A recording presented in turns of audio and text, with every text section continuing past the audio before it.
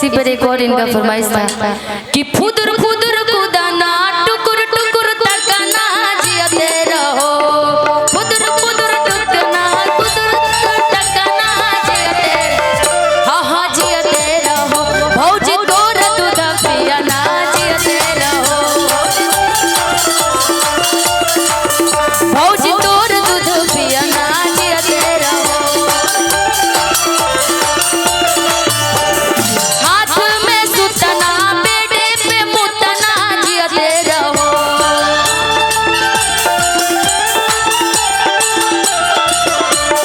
झुलुआ में सुतना बेड़े पे मुतना जियते रहो, हाँ जियते रहो,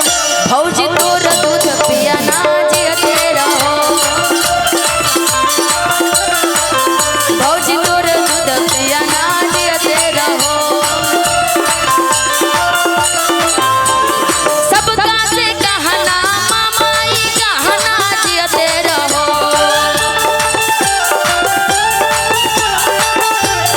सबका से कहना पापा के कहना जियते रहो, हाँ जियते रहो, बाबा तोर दूध पियना जियते रहो, भौजी तोर दूध पियना जियते रहो,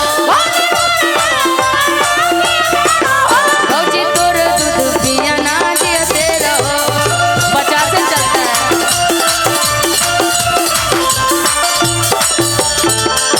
आपके